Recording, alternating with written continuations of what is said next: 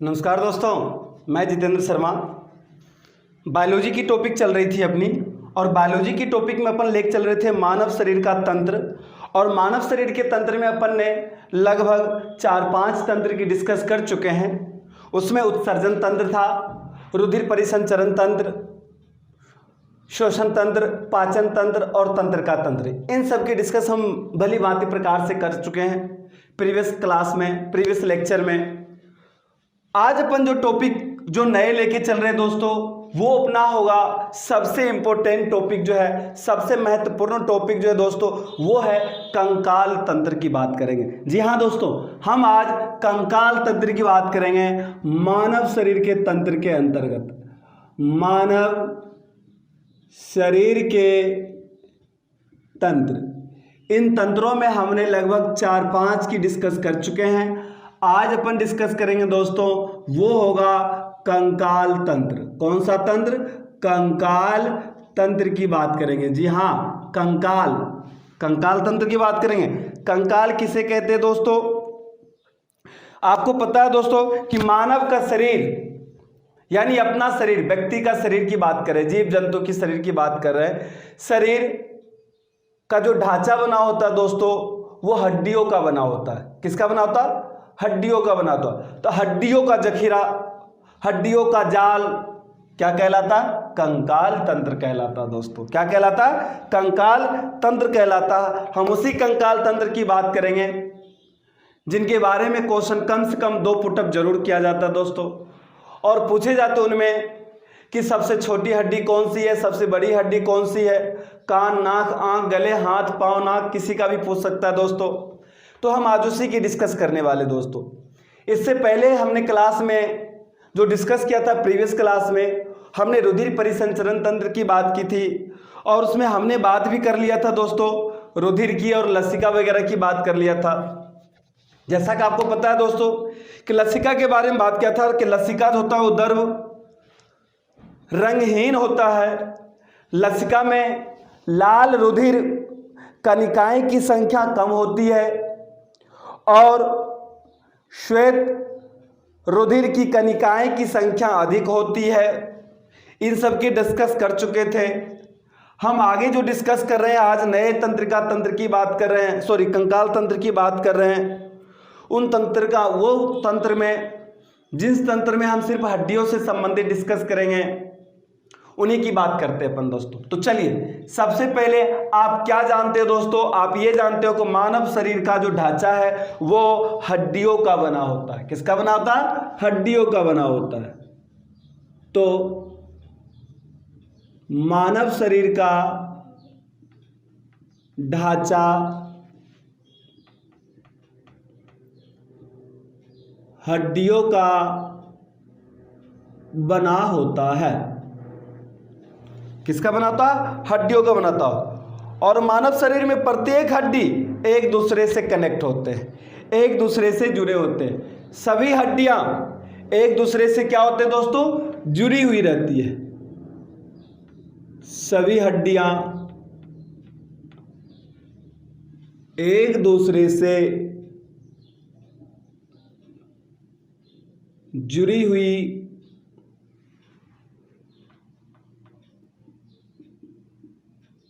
होती है। क्या होती है दोस्तों? जुड़ी हुई होती है। हड्डियों के ऊपर क्या होता है दोस्तों? हड्डियों के ऊपर मांसपेशियां होती है। हड्डियों के ऊपर मांसपेशियां होती है दोस्तों। अपने से पूछे जाते हैं तो हम आसानी से बता भी सकते हैं दोस्तों कि अंदर में क्या है? हड्डियां, और हड्डियों के ऊपर क्या है? मांसपेशियां। तो हड्डियां के ऊपर ये मांसपेशियां होती है।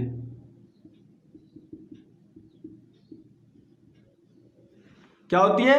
मांसपेशियां होती है दोस्तों, जिनकी सहायता से हड्डियों के जोड़ों को हिलाया डुलाया जा सकता है दोस्तों। क्या किया जा सकता है? जिसकी सहायता से हड्डियों के जोड़ों को हिलाया डुलाया जा सकता है दोस्तों, उन्हीं की बात कर रहे हैं। हड्डियां एवं पेशियां जो है दोस्तों शरीर के आंतरिक अंगों की सुरक्षा प्रदान करता है। शरीर की आंतरिक अंगों को सुरक्षा प्रदान करता है। कौन कौन से? हड्डियां एवं मांसपेशियां दोनों मिलकर, क्या करके? दोनों मिलकर, हड्डी और मांसपेशियां दोनों मिलकर शरीर के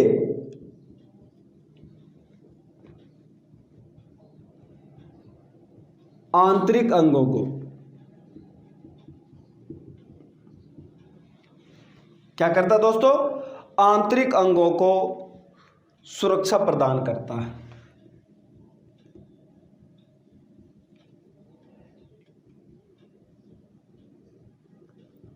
सुरक्षा प्रदान करता दोस्तों। तो हम ये देख रहे थे कंकाल तंत्र। क्या देख रहे थे दोस्तों? कंकाल तंत्र की बात कर रहे थे। मानव शरीर का ढांचा बनाने वाले अंग को ही हम कंकाल तंत्र कहते हैं दोस्तों। क्या कहते हैं? मानव शरीर का ढांचा बनाने वाले को ही हम क्या कहते हैं? कंकाल तंत्र कहते हैं। मानव शरीर का ढांचा बनाने वाले अंगों को कंकाल तंत्र कहते हैं। क्या कहते हैं मेरे प्यारे बच्चों? कंकाल तंत्र कहते हैं। समझ गए ना? आपको कभी कुपोषण का शिकार हो जाओ, कभी बिल्कुल दुबला पतला हो जाओ, हड्डियां दिखाई देने लगती, बिल्कुल हड्डियां। मरने के बाद एक जखीरा सा बहुत दिन के बाद सड़े गले जैसे कोई मुर्दा हो या मृत व्यक्ति हो, उसके ऊपर मांसपेशियां बिल्कुल नहीं हो तो उनके शरीर में हड्डियां दिखाई देती है, एक जाल नुमा की तरह कंकाल के। तो कंकाल देख पड़ा हुआ है शमशान में, मशाना में कंकाल पड़ा हुआ, वही कंकाल की बात करें दोस्तों।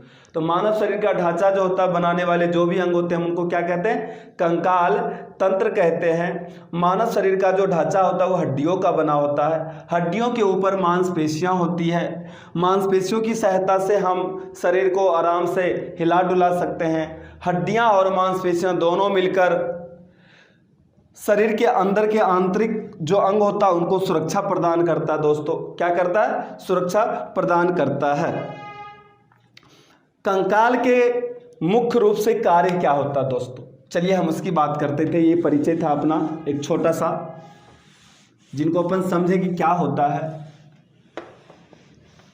इस बात को समझने के बाद अब नए टॉपिक पे चल रहे अपन, वो है अपना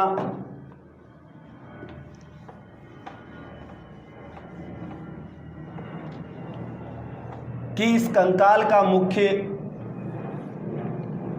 कार्य क्या है। इस कंकाल का मुख्य कार्य क्या है। यदि आप हमारे शरीर में ना रहे कंकाल तो मानव शरीर का निर्माण असंभव है दोस्तों। तो मानव शरीर के तंत्र का यदि निर्माण होना है तो उनके लिए सबसे पहले हमारे शरीर में क्या बनता है? हड्डियां भी होना जरूरी है। ये मुख्य तंत्र माने जाते हैं। क्या माने जाते हैं? मुख्य तंत्र माने जाते हैं। तो कंकाल के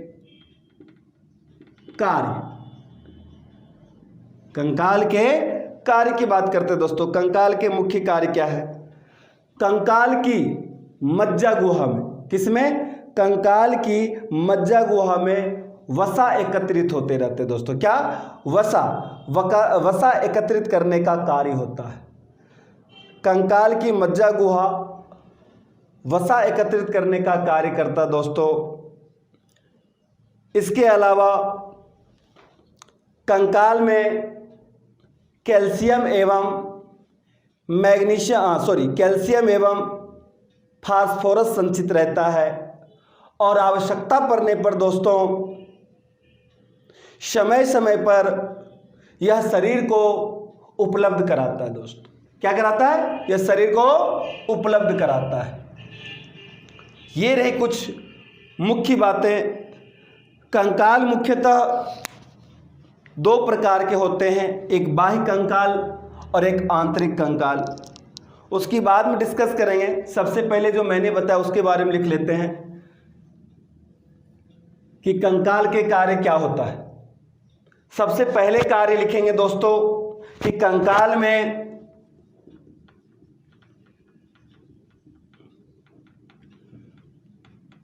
कैल्शियम एवं फास्फोरस संचित रहता है।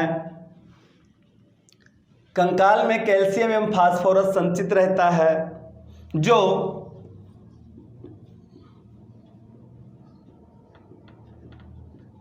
आवश्यकता पड़ने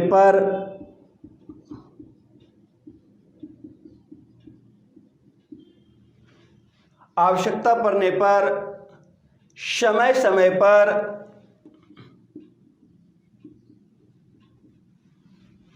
किसको, शरीर को क्या करवाया जाता है दोस्तों, शरीर को उपलब्ध होता है।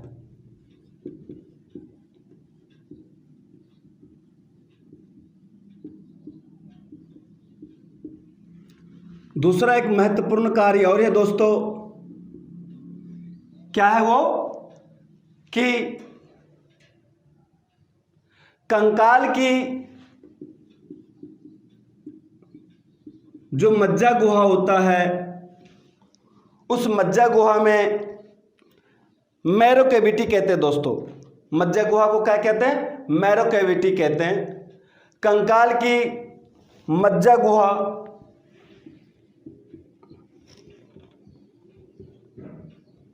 वसा एकत्रित, क्या हमने कहा, वसा एकत्रित करने का कार्य करता है, करने का कार्य करता है या करती है, ठीक है ना। ये कंकाल के कार्य होते हैं दोस्तों।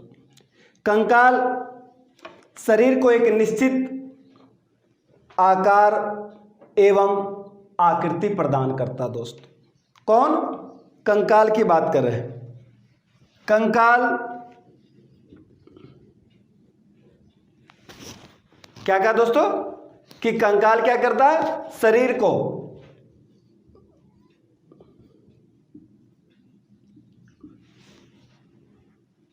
कंकाल शरीर को एक निश्चित आकार एवं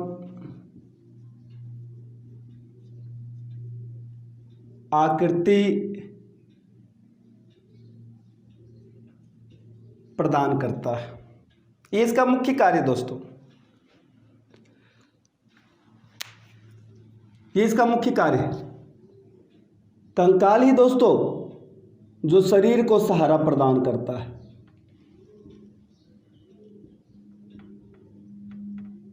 शरीर को सहारा प्रदान करवाता है कंकाल ही। शरीर को क्या देता है, सहारा देने का भी कार्य करता है। कंकाल से ही दोस्तों शरीर के जितने भी आंतरिक भाग होते हैं, आंतरिक अंग होते हैं, उनको सुरक्षा देने का भी कार्य करता है। तो इस तरह से हमने देखे कार्य, कंकाल के मुख्य कार्य, कंकाल के मुख्य कार्य। कंकाल शरीर के अंदर जितने भी कोमल अंग होता है उनको भी सुरक्षा प्रदान करता है। कंकाल शरीर को एक निश्चित आकार एवं आकृति प्रदान करता है दोस्तों। शरीर को सहारा प्रदान करने का भी कार्य करता है दोस्तों। कंकाल में कैल्शियम फास्फोरस संचित रहता है जो समय समय पर शरीर को उपलब्ध होती है। कंकाल के जो मज्जा गुहा होता है दोस्तों, उनमें वसा एकत्रित होता है, वो वसा भी इनको परिपूर्ण रूप से मिलते रहते और ये कार्य करते रहते पूरे शरीर के लिए। तो चलिए अब हम बात करते हैं कंकाल के प्रकार की। कंकाल के प्रकार की बात करेंगे हम।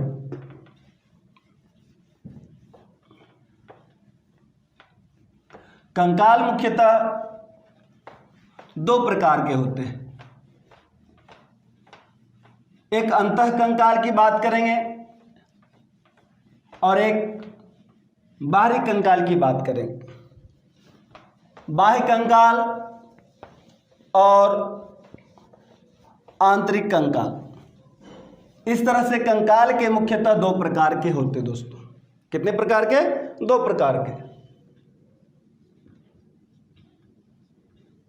कंकाल के प्रकार।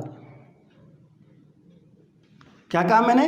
कंकाल मुख्यतः दो प्रकार के होते हैं, बाह्य कंकाल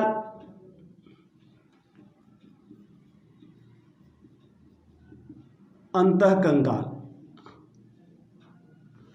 बाह्य कंकाल और अंतः कंकाल। बाह्य कंकाल की उत्पत्ति कहां से होती है और अंतः कंकाल की उत्पत्ति कहां से होती है दोस्तों?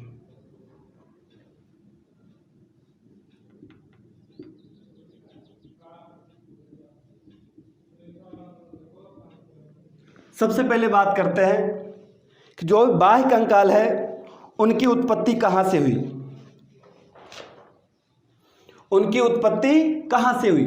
सबसे मोस्ट इंपोर्टेंट क्वेश्चन बनता है दोस्तों कि बाह्य कंकाल की उत्पत्ति कहां से हुई। भ्रूणीय एक्टोडर्म। क्या? भ्रूणीय एक्टोडर्म से होती है दोस्तों।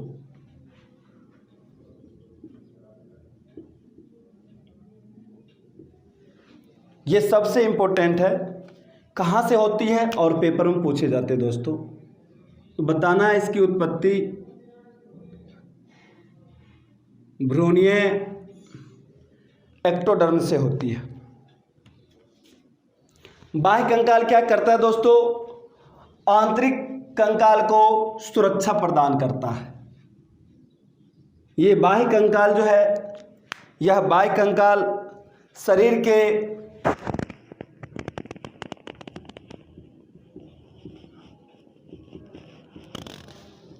आंतरिक अंगों को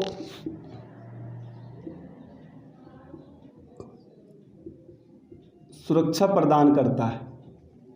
क्या करता है? सुरक्षा प्रदान करता है। और ये प्रायः देखा जाए तो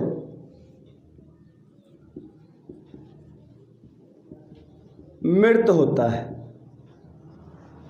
कैसा होता है? ये प्रायः मृत होता है। मछली के ऊपर, कछुओं के ऊपरी कवच, पक्षियों के ऊपर पिच्छ, स्तनधारियों के ऊपर बाल, ये सारे के सारे दोस्तों बाह्य कंकाल के उदाहरण माने गए हैं। ये सभी उन प्राणियों को बाहरी वातावरण से, गर्मी से, ठंडे से सुरक्षा प्रदान करता है। उसे ही हम क्या कहते हैं? बाह्य कंकाल कहते हैं दोस्तों। आपने कछुआ देखा होगा, कछुआ के ऊपर देखे होंगे कि कवर सी बनी रहती है, उनका बाह्य कंकाल है। मछलियों के ऊपर भी आप एक तरह से चमड़ी सी बनी होती है, देखते हो छीलने के बाद, या आप खाते हो तो नॉन वेज सब अलग अलग ढंग के लोग हैं, तो उनके ऊपर भी होता है इस प्रकार से। ये कंकाल जो उनको बाहरी वातावरण, गर्मी ठंडी से क्या करता है दोस्तों? सुरक्षा प्रदान करता है। पक्षियों के ऊपर भी पिच्छ नामक होते हैं बाह्य कंकाल के रूप में, जो उनको सुरक्षा प्रदान करता है बाहरी वातावरण, गर्मी ठंडी से, अत्यधिक गर्मी ठंडी से उनको सुरक्षा प्रदान करता है। तो चलिए, ये रहा बाह्य कंकाल की बात। आगे की ओर हम बढ़ते हैं दोस्तों, और हम आगे डिस्कस करेंगे अब अंतः कंकाल की।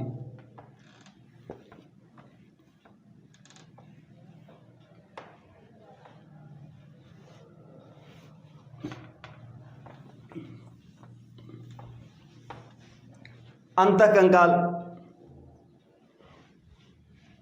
कौन सा कंकाल? अंतः कंकाल।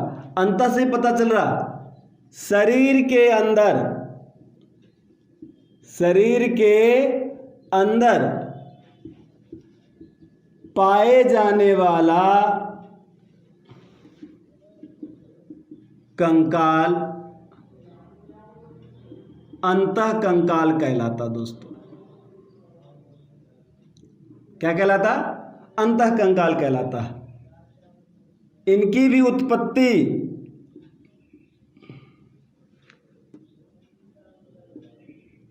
भ्रूणीय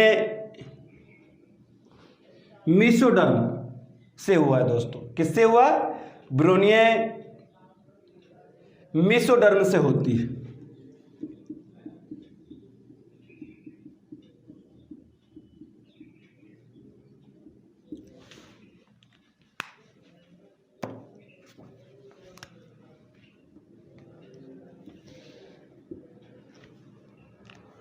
अंतःकंकाल सभी कशेरुकियों में पाया जाता है दोस्तों। यह कंकाल सभी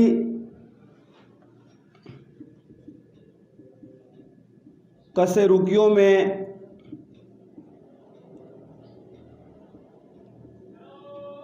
पाया जाता है। कौन सा? अंतःकंकाल।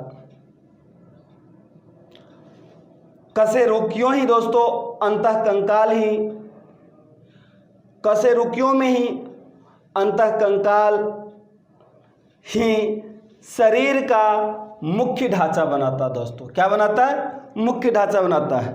कशेरुकियों में ही अंतःकंकाल शरीर का मुख्य ढांचा बनाता है दोस्तों। क्या बनाता है? शरीर का मुख्य ढांचा बनाता है। अब इस अंतःकंकाल में हम जो अंतःकंकाल देखते हो दोस्तों, यह अंतःकंकाल भी दो भागों में बटे होते हैं। कितने भागों में?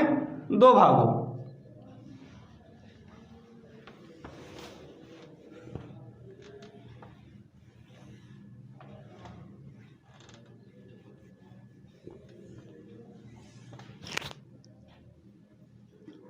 अंतःकंकाल भी दो भागों में बटे होते हैं।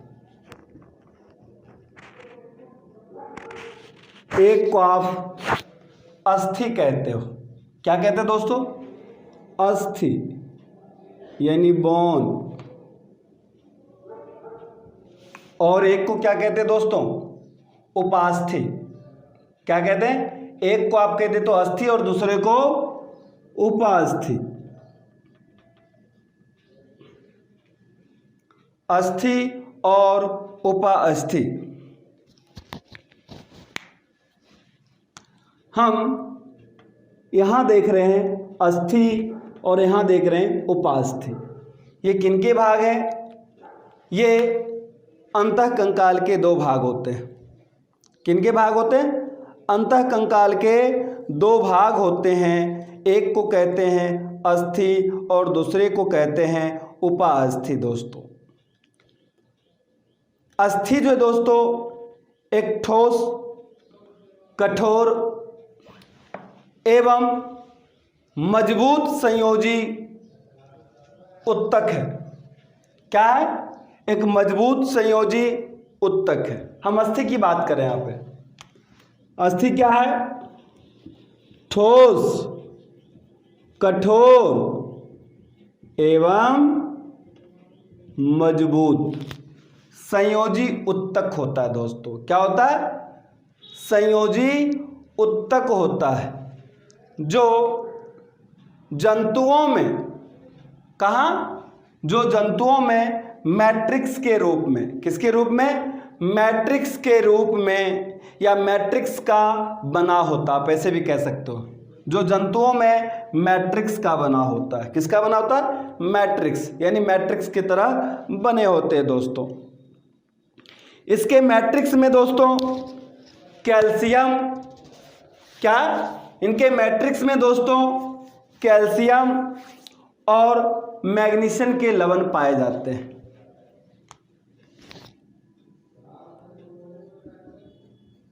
कैल्शियम एवं मैग्नीशियम के लवण पाए जाते हैं। क्या पाए जाते हैं दोस्तों? लवण पाए जाते हैं।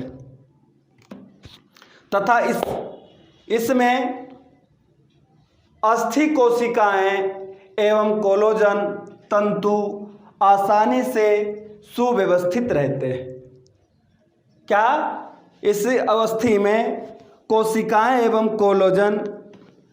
कोलेजन जो होता है, कोलेजन तंतु आसानी से सुव्यवस्थित व्यवस्थित होते हैं। क्या होते हैं? व्यवस्थित होते हैं। चलिए, ये हो गए अस्थि की बात। अस्थि के प्रकार भी देखते हैं। विकास के आधार पर यह अस्थि जो होता है दोस्तों, दो प्रकार के होते हैं। कितने प्रकार के? दो प्रकार के।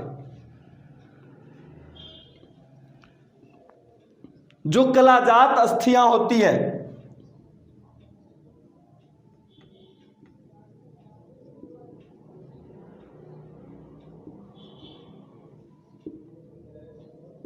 कलाजात अस्थियां दो प्रकार की होती है। नंबर एक को हम कलाजात अस्थियां कहते हैं। यह अस्थि जो होता है दोस्तों, त्वचा के नीचे संयोजी ऊतक की झिल्लियों से निर्मित होती है। इसीलिए इसे हम मेम्ब्रेन, क्या? मेम्ब्रेन अस्थि भी कहते हैं। इसे हम मेम्ब्रेन अस्थि भी कहते हैं। अस्थियां दो प्रकार के विकास के आधार पर, एक को कलाजात, तो कलाजात अस्थियां जो होती है वो दोस्तों त्वचा के नीचे संयोजी ऊतक के झिल्लियों से निर्मित होता है। इसीलिए हम इस कलाजात अस्थियां को हम मेम्ब्रेन अस्थियां भी कहते हैं दोस्तों।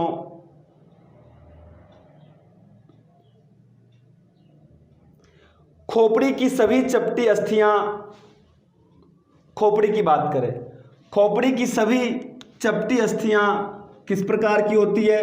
कलाजात अस्थियां प्रकार की होती है दोस्तों। अब होता है उपास्थित जात की बात। उपास्थित जात, कलाजात अस्थियां, दूसरा उपास्थित जात अस्थियां, दो प्रकार हो गए दोस्तों विकास के आधार पर। इसका निर्माण, उपास्थित जात अस्थियां की निर्माण जो होता है दोस्तों, वो कंकाली संयोजी ऊतकों से होता है। किससे होता है? कंकाली संयोजी ऊतकों से होता है। इसीलिए इसको उपास्थित जात अस्थियां कहते हैं। ये अस्थियां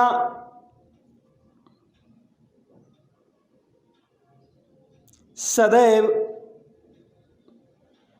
भ्रूणों की उपास्थि को नष्ट करने के स्थानों पर बनती रहती है। पैरों की अस्थियां हो, वो पैरों की अस्थियां को हम उपास्थित जात अस्थियां कहते हैं दोस्तों। इनका जो दूसरा नाम है रिप्लेसिंग बोन। क्या? Replacing bone. आप लिख सकते हो किसे कहा जाता, तो मैं डायरेक्ट लिख देता हूं, रिप्लेसिंग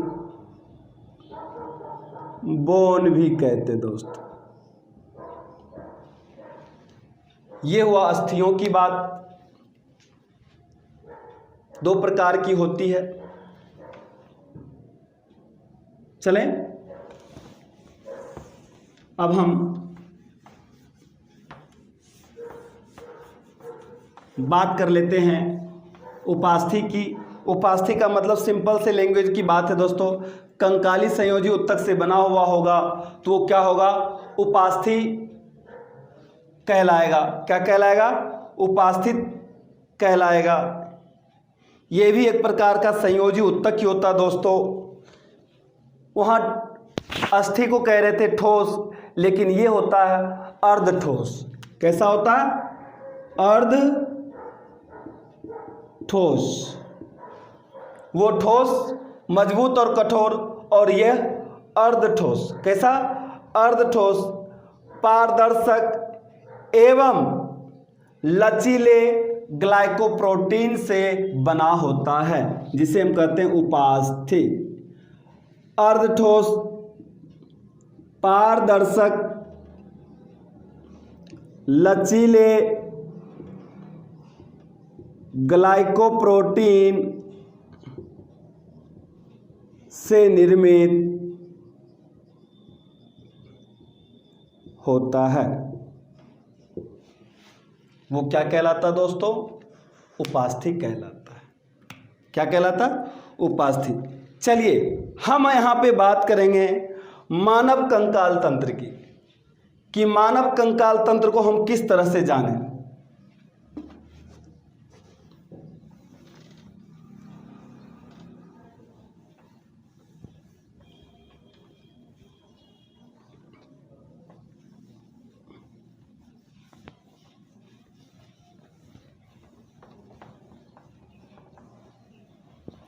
मानव कंकाल की बात करें दोस्तों तो मनुष्य के कंकाल को भी दो भागों में विभाजित किया गया है।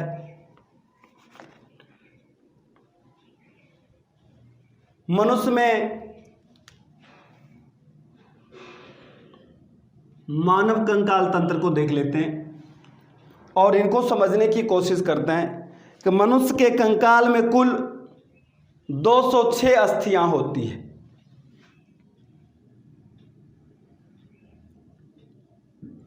मनुष्य के कंकाल में कुल 206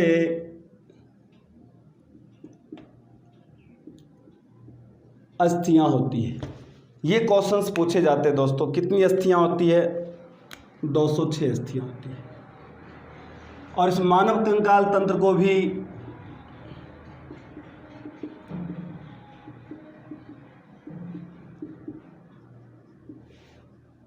दो भागों में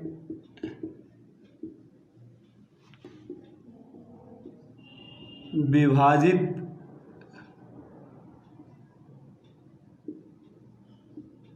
किया जाता है। कितने भागों में? दो भागों में विभाजित किया जाता है।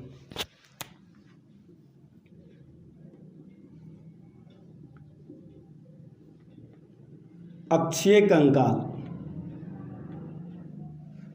कौन सा कंकाल? अक्षीय कंकाल। और दूसरा होता है दोस्तों अनुबंधी कंकाल। क्या होता? अक्षीय कंकाल और अनुबंधी कंकाल होते हैं। अक्षीय कंकाल के अंतर्गत जो आते हैं दोस्तों, इस कंकाल के अंतर्गत जो आते हैं वो आता है दोस्तों खोपड़ी,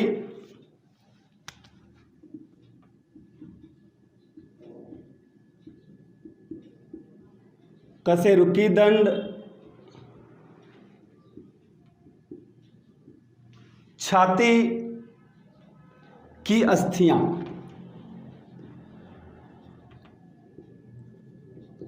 ये सब आते हैं दोस्तों किसमें? अक्षीय कंकाल में। खोपड़ी, कशेरुकी दंड और छाती की अस्थियां जो होती है, ये सारे अस्थियां क्या कहलाती है? अक्षीय कंकाल कहलाती है दोस्तों। क्या कहलाती है? अक्षीय कंकाल कहलाती है। ठीक है ना। अब इस अक्षीय कंकाल के बारे में सबसे पहले बात कर लेते हैं खोपड़ी के लिए। किसके लिए?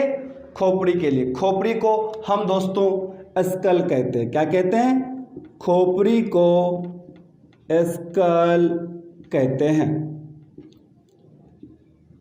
खोपड़ी में कुल कितने अस्थियां होती है? तो मनुष्य की खोपड़ी में कुल 22। मनुष्य के खोपड़ी में क्या? मनुष्य के खोपड़ी में कुल कितनी अस्थियां हैं? कुल 22 अस्थियां होती है।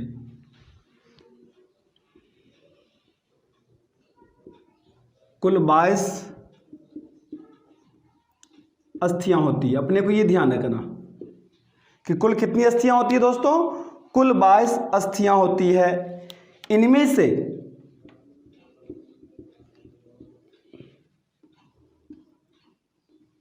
कुल 8 अस्थियां जो है दोस्तों, कितनी अस्थियां की बात करें? इनमें से कुल 8 अस्थियां संयुक्त रूप से मनुष्य के मस्तिष्क को सुरक्षित रखती है। कितनी? 8 अस्थियां मनुष्य के मस्तिष्क को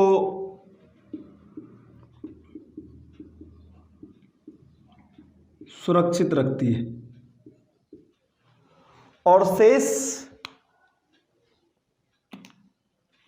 अस्थियां जो है दोस्तों वो चेहरे को बनाती है। कितना? चेहरे को। तो इनमें से बचे कितने? आपके कुल अस्थियां कितने बच गए?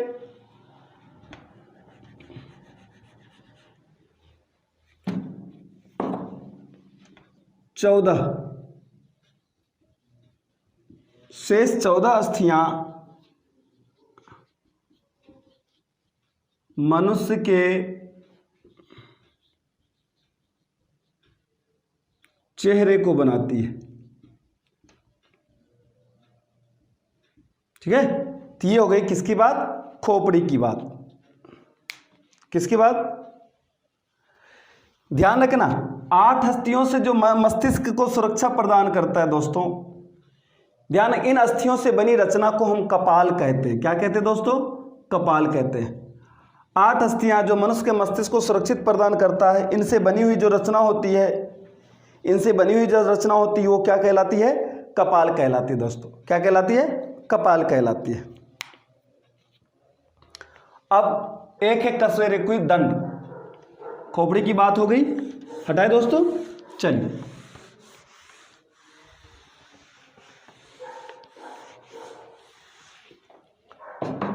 अब आ गया कशेरुकी दंड।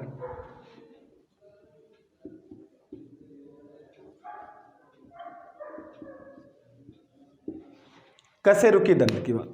कशेरुक दंड, मनुष्य का कशेरुक दंड जो होता है दोस्तों वो टोटल 33 कशेरुकी से मिलकर बना होता है। कितने? 33। मनुष्य का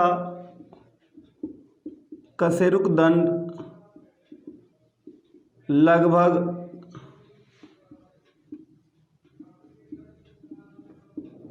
'कशेरुक' से मिलकर बना होता है। कितने से मिलकर बना था? 33 कशेरुकों से मिलकर बना होता है। किससे मिलकर बना था दोस्तों? 33 कशेरुक से मिलकर। मनुष्य की पृष्ठ सतह पर मध्य में सिर से लेकर कमर तक एक लंबी, मोटी एवं छड़ के समान अस्थि पाई जाती दोस्तों। कशेरुकी दंड कहलाता दोस्तों। चलिए, ये हो गया कशेरुकी दंड की बात।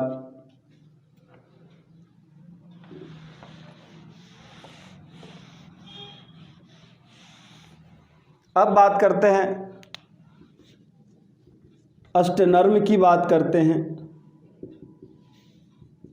2 हो गया। तीसरा अष्टनर्म, पसलियों को आपस में जोड़ने वाली अस्थि अष्टनर्म कहलाता है। पसलियों को आपस में जोड़ने वाली, क्या? जोड़ने वाली अस्थि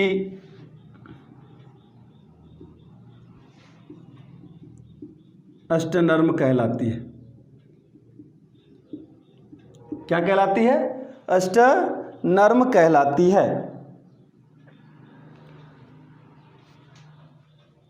पसलियां जो दोस्तों, इसकी बात करते हैं 4 नंबर पे।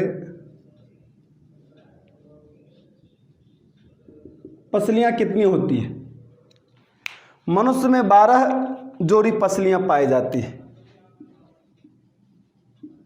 मनुष्य में कुल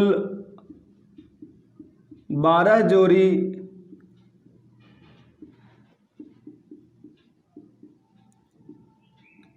पाई जाती है। कितनी जोड़ी पसलियां पाई जाती है? 12 जोड़ी पसलियां पाई जाती है दोस्तों। ये जो बात होगी, यह बात हुई अक्षीय कंकाल की। किसकी बात हुई? अक्षीय कंकाल की। अब हम बात करेंगे अनुबंधी कंकाल की। मिटाओ दोस्तों इसको। शॉर्ट स्क्रीन ले लिया आपने, शायद नोटबुक में उतार भी लिया होगा। तो चलिए,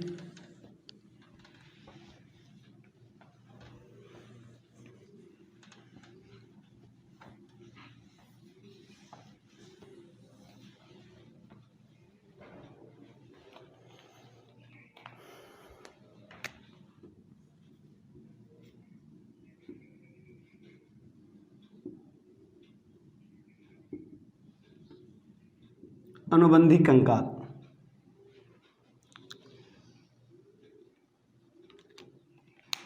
इसके अंतर्गत सिंपल से ध्यान रखना दोस्तों, हाथ पैरों की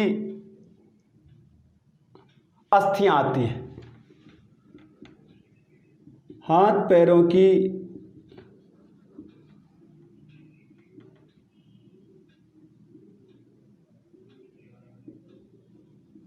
अस्थियां आती है,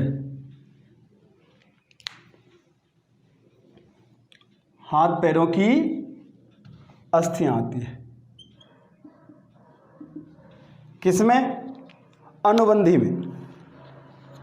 किसमें? अनुबंधी में हाथ पैरों की अस्थियां आती है।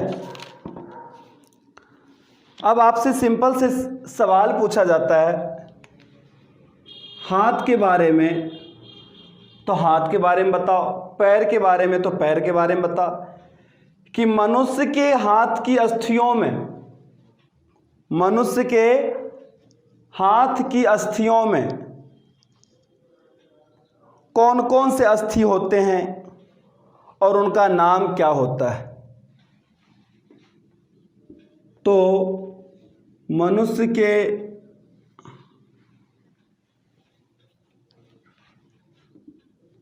हाथ की अस्थियां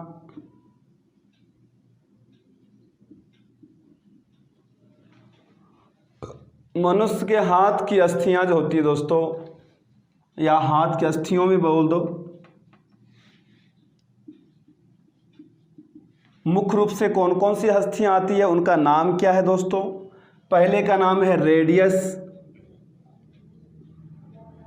क्या? पहले का नाम क्या दोस्तों? Radius ulna.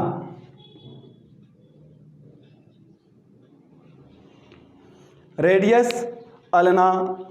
दूसरे का नाम है कार्पलस। क्या नाम है? कार्पलस। तीसरे का नाम है मेटाकार्पलस।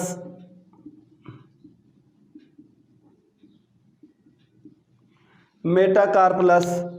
चौथे का नाम है फेलेंस।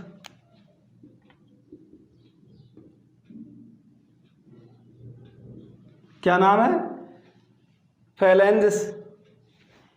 ये सब होती है अस्थियां। मनुष्य के हाथ की अस्थियों में कौन कौन सी अस्थियां हैं, उनका नाम क्या है? रेडियस अल्ना, कार्पलस, मेटाकार्पलस, फेलेजेंस, ये सारी होती है अस्थियां। इनमें से आपको रेडियस आल्ना जो होती है दोस्तों, ये बिल्कुल ही जुड़ी ना होकर एक दूसरे से स्वतंत्र होती है। क्या होती है? एक दूसरे से स्वतंत्र होती है। रेडियस आल्ना, रेडियस अल्ना जो होता है दोस्तों, वो जुड़े ना होकर एक दूसरे से बिल्कुल क्या होते हैं? अलग होते हैं, स्वतंत्र होते हैं। ठीक है ना? चलिए, ये हो गए इनकी बात। अब हम बात करेंगे पैर की अस्थियों की।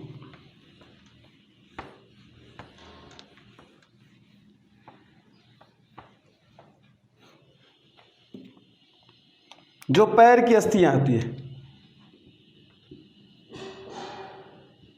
मनुष्य के पैर की अस्थियों में कौन कौन से आते हैं।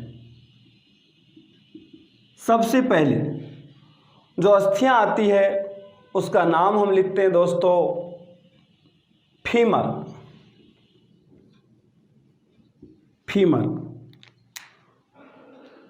टिबियो फिबुला। टिबियो फिबुला। आपसे ये भी पूछा जाता है ये कहाँ पाए जाते हैं, ये अस्थियां कहाँ पाई जाती है, हड्डियां कहाँ पाई जाती है, पूछा जाता है दोस्तों। टॉर्सलस।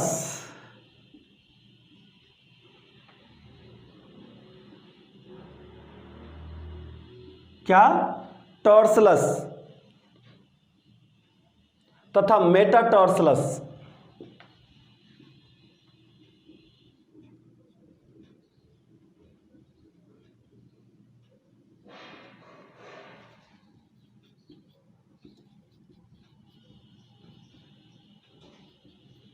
अस्थियां होती है, अस्थियां होती है। इनमें जो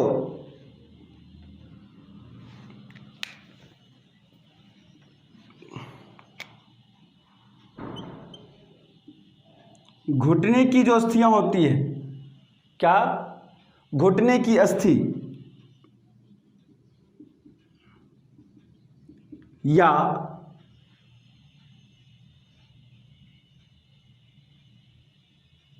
घुटने की अस्थि, या इसको हम दूसरा नाम देते हैं दोस्तों, पटेला भी कहते हैं। घुटने की अस्थि को क्या कहते हैं?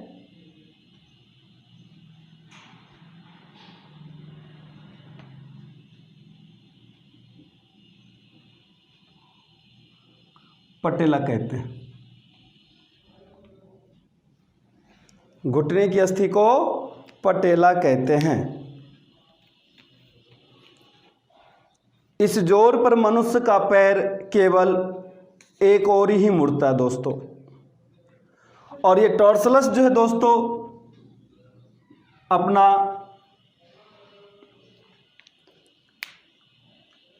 जो एड़ी बनाती है, और तलवे की जो अस्थियां होती है दोस्तों उसको हम मेटाटॉर्सलस कहते हैं।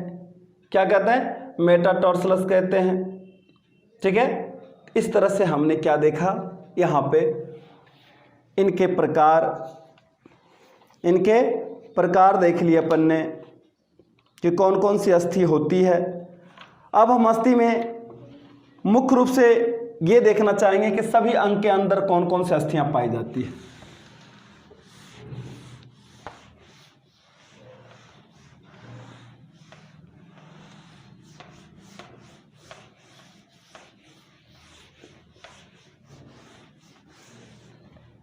सबसे पहले बात करें सिर की, यानी यहां खोपड़ी लिख देता हूं दोस्तों। यदि हम यहां बात करें सिर की दोस्तों और खोपड़ी की बात करें तो इस खोपड़ी के पूरे क्षेत्र को हम क्या कहते हैं? कपाल प्रदेश। कपाल ये एक प्रदेश हो गया, सिर, खोपड़ी, कपाल। अब इन कपाल में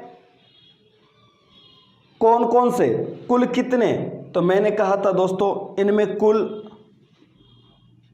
8 अस्थियां पाए जाते हैं। कितने?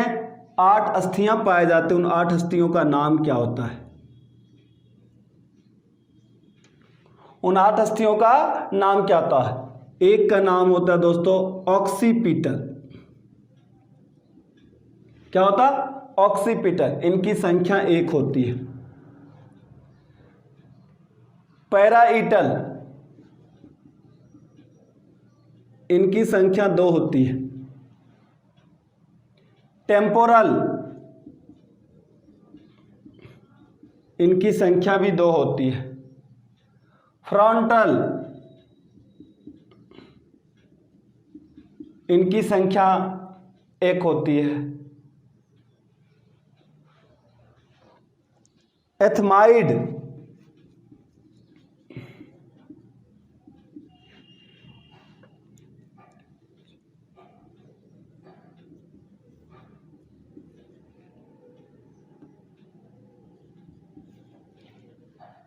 क्या? एथमाइड। इसके अलावा होता है एस्फिनॉइड। क्या होता है? एस्फिनॉइड। देखो 4 4, टोटल कितने हो गए? 8। ये संख्या होती दोस्तों खोपड़ी में। डिस्कस कर चुके थे खोपड़ी में कुल टोटल कितने होते हैं? 22 में से देख लो 8 से तो क्या कपाल की रचना होती है। उस कपाल की रचना में कौन कौन सी अस्थियां होती है? ऑक्सीपिटल की 1 होती है, पैराटाइल का 2 होता है, टेम्पोरल का 2 होता है, फ्रंटल का 1 होता है, एथेमॉइड का 1 होता है और एस्फिनॉइड का भी 1 होता है। इस तरह से यहाँ पे अस्थियों की संख्या काउंट हो गए दोस्तों, कितने कितने कौन कौन से होते हैं। चलिए, तो इसके बाद अपन देखते हैं कि फेस के अंदर हमने बात किया था 14। कितनी? 14।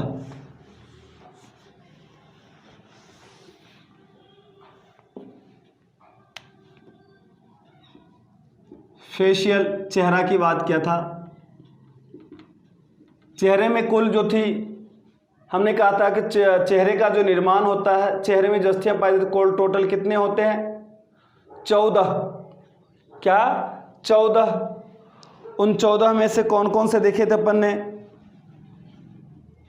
एक होता है नेजल, इनकी संख्या होती है दोस्तों 2। दूसरी संख्या होता है टरवाइनल,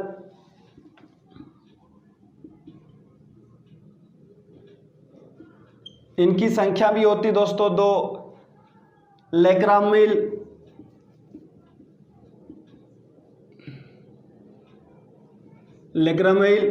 इनकी भी संख्या 2। बोमर, इनकी संख्या 1। जाइगोमैटिक, इनकी संख्या 2। मैग्जिला, इनकी संख्या 2। पैलेटाइन,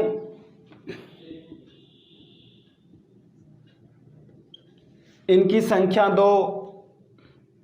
मैंडिबल,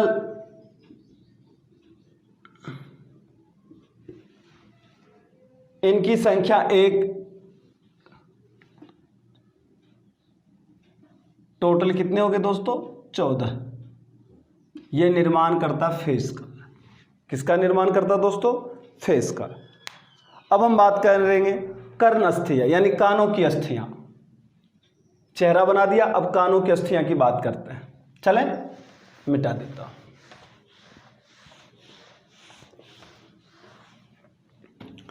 कर्ण अस्थियां,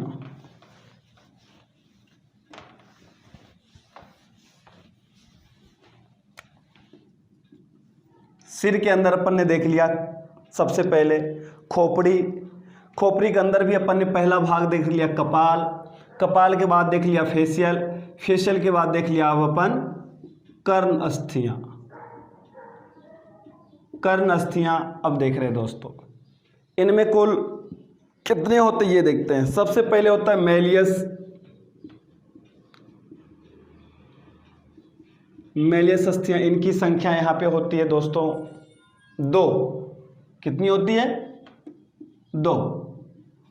उसके बाद होता है दोस्तों अपने पास इनकस,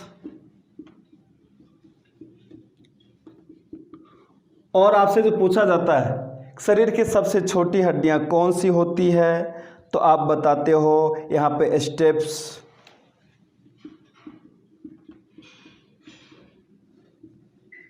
कानों में कुल कर्ण अस्थियां टोटल 6 होती है। कितनी होती है? 6 होती है दोस्तों। और एक होता हॉइड भाग,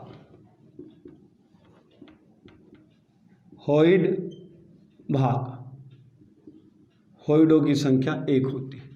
इस तरह से सिर में कुल 29 अस्थियां पाई जाती है। कुल कितनी अस्थियां पाई जाती है? 29। सिर के अंदर खोपड़ी में देखा अपन ने दोस्तों, तो खोपड़ी में अपन ने देखे कपाल के 8, फेशियल के यहाँ पे देखा अपन ने 14, कर्ण का देखा 6 और हॉइड भाग का देखा 1। ठीक है ना? तो इस तरह से हमने देखा कुल 29 भाग की कुल अस्थियां होती दोस्तों। उसी हिसाब से यहाँ पे पश्च भाग की अस्थियां होती है, अग्रपाद की अस्थियां होती है। सभी अस्थियां मिलकर कार्य करते दोस्तों। और आपसे पूछा भी जाता है कि कौन कौन से अस्थियां होता है, तो आप आराम से नहीं बता कि पीठ की भी अस्थियां होती है। किसकी अस्थियां होती है? पीठ की भी अस्थियां होती है, जिसमें कशेरुक दंड की बात करते हैं। पहला कशेरुक दंड में अपन देखते हैं गर्दन, गर्दन में सर्वाइकल कशेरुकों को संख्या यदि 7 होता है दोस्तों, कितना होता है? कुल 7 होता है। वक्ष की बात करते हैं, थोरेसिक कशेरुक 12 होते हैं। कटी लंबर कशेरुक होता 5 होती है। सैक्रम 1 होता है दोस्तों, पुंछ 1 होता है। इस तरह से पीठ के अस्थियों की भाग होते हैं दोस्तों।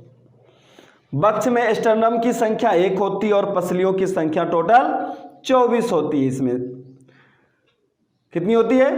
कुल्हे में टोटल 2 ही होती है। अग्रपाद में कलाई की बात करें कलाई में कार्पल्स पाए जाते हैं, उनकी संख्या टोटल 16 होती है। हथेली में मेटाकार्पल्स होती है, जिनकी संख्या 10 होती है दोस्तों। उंगलियां में फ्लेंज होती है, अस्थियां, उनकी टोटल संख्या 28 होती है।